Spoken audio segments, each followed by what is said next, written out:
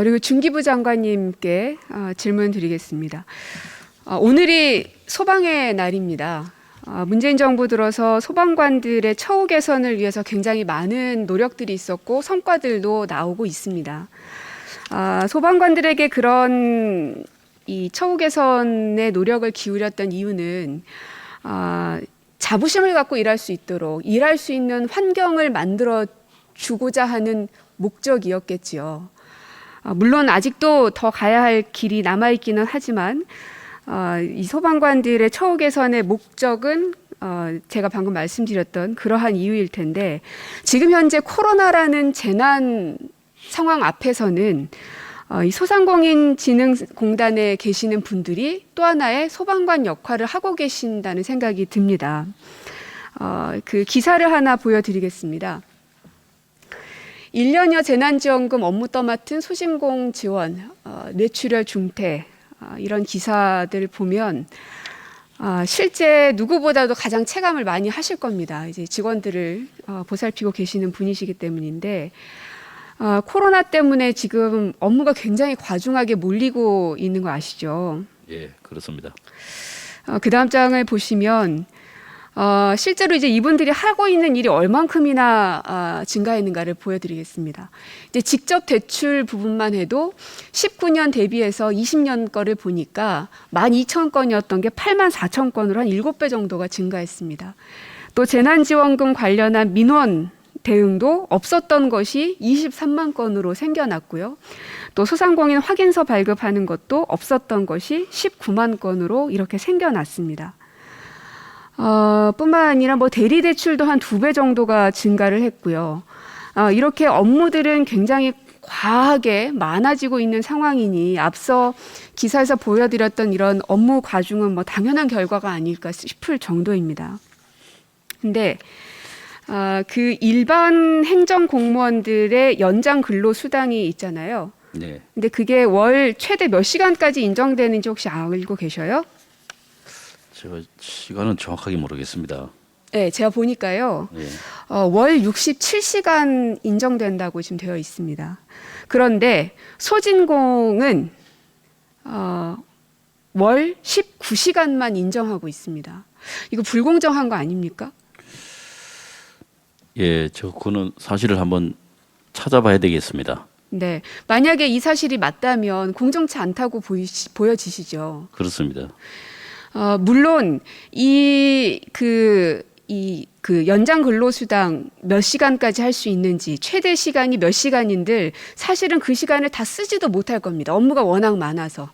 그렇다 하더라도 소진공을 대하는 이 기관의 그 수준이 어느 정도인지를 이것만 통해서도 좀 볼 수 있다는 겁니다.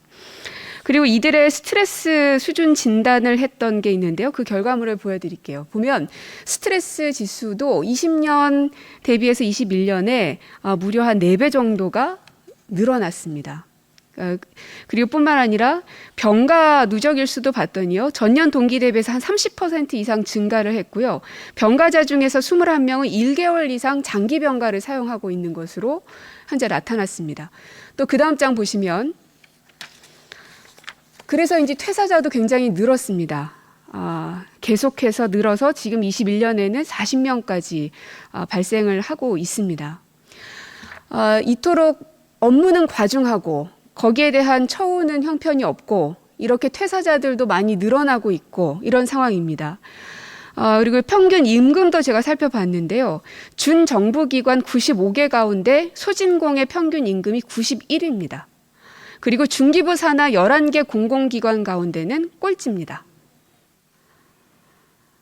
그러니까 이 코로나라는 재난 상황에서 가장 많은 업무들이 몰릴 수밖에 없는 곳인데 이들을 계속 이렇게만 둘 것인가? 이거 어떻게 생각하십니까, 장관님? 네, 의원님 지적이 다 사실이고 또 굉장히 좀 가슴 아픈 현실입니다. 현장 업무가 많고 코로나 이후에 또 어려운 민원을 상대해야 되는 지금 코로나 그 업무, 그 정부의 업무를 지금 최일선에서 좀 온몸으로 지금 방어하고 있는 곳이 바로 소진공입니다. 네. 부총리님께서도 지금 이 수치와 자료들을 쭉 보셨을 텐데, 제가 앞서 이제 소방의 날을 언급하면서 소방대원들을 말씀을 드렸습니다. 그러니까 이 재난 상황에서 이 재난을 어떻게 가장 최일선에서 막는 사람들이 누구인가? 그럼 그 사람들에게 그만큼 적정한 대우는 가고 있는가?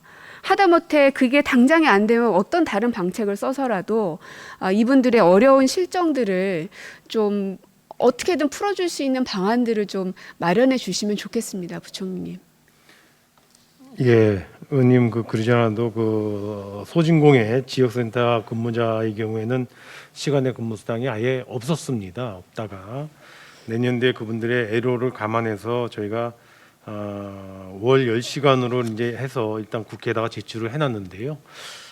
본부 직원이 19시간이니까 또 19시간으로 하는 지적의 의견도 있는데요. 또 소상공인진흥공단 말고 또 중소벤처기업진흥공단은 또 전 직원이 10시간입니다. 그래서 유사한 기관들하고 형평 이런 걸 감안해봐서 10시간으로 일단 신규 반영을 해왔기 때문에 일단은 그런 단계에서 시작하면 어떨까 싶고요. 이게 시작한 다음에 업무의 강도라든가 또는 형평성을 감안해서 조정하면 어떨까 이렇게 생각이 듭니다. 네.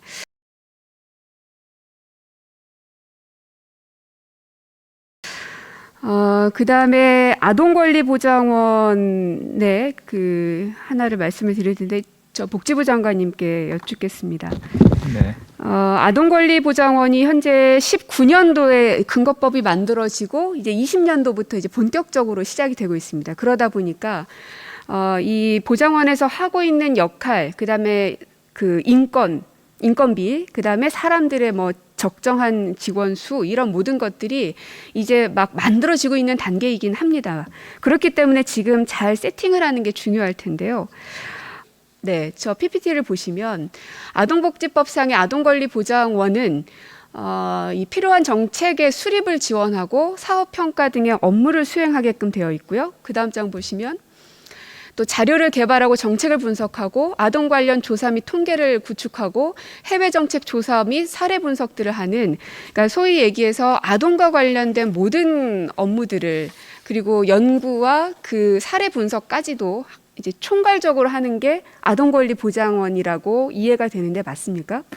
네, 맞습니다. 이게 이제 제 기억에 7개의 위탁 기관에 이제 위탁을 업무를 했던 것을 아동 권리에 관련된 모든 업무를 같이 하나로 묶어서 이렇게 법적인 단체로 만들었던 겁니다. 그래서 특히 이제 요즘 아동 학대라든지 입양 이런 부분에 중점 두고 있는데 다른 분야에도 이 아동 권리원의 알리고대 보장원의 역할이 더 있기 때문에 그런 부분에 좀 더 투자가 되어야 한다고 생각이 됩니다. 그런데 그 다음 장을 보시면 그 연구직, 그러니까 연구해야 될 것들이 되게 많은데 연구직들이 그냥 딱 봐도 문제가 보입니다. 이제 한국장애인개발원, 서울시 여성가족재단, 그러니까 유사한 공공기관의 연구직 현황들을 좀 비교를 해봤는데요. 그냥 숫자만 봐도 24명, 14명인데 아동권리보장원은 4명입니다. 고작. 이 너무 적다고 생각하지 않으세요? 네, 그 출범하면서 당초에 이제 연구 기능이 원래 이제 이런 위탁 업무에는 없었었는데 이제 새롭게 권리보장원이 되면서 아동 권리에 관한 저런 장애인 개발권과 같은 저런 연구 기능이 있어야겠다고 해서 했는데요. 인원으로 굉장히 부족한 상황입니다. 네, 늘려야 되는 건 동의하시죠? 네. 그 이분들의 이제 평균 보수도 봤습니다. 그랬는데 제가 이 수치를 참 말씀드리기가 좀 죄송할 정도인데 25개 공공연구기관의 박사급 연구직 평균 보수를 봤는데 그거 대비해서 딱 절반입니다.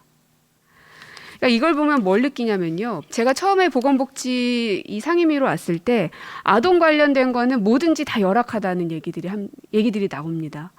늘 밀리고 늘 뒷전으로 가고, 물론 이제 어떤 사고가 생기면 이슈화가 되고 많은 국민들이 공감은 하시지만 이 일을 직접 담당해야 되는 사람들의 상황은 너무나 어려운 겁니다.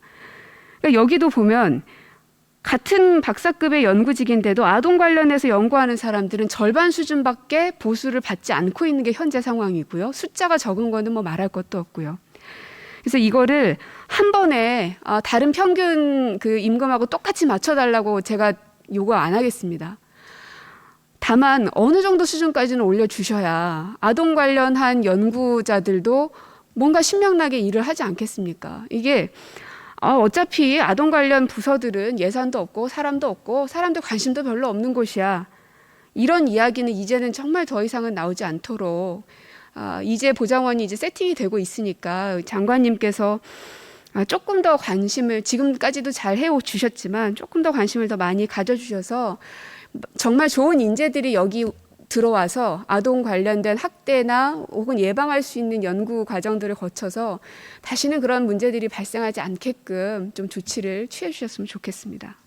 네, 이번에 그 기재부에서 이렇게 여러 주도적으로 노력해 주시고 법무부와 잘 협의가 돼서 아동 관련된 예산이 그전에 이제 다른 기금의 범죄 개입한 기금에서 있던 걸 일반 회계로 전부 돌렸습니다. 일원화 했거든요. 그러면서 많은 부분에서 또 예산이 더 편성이 되고 했는데요.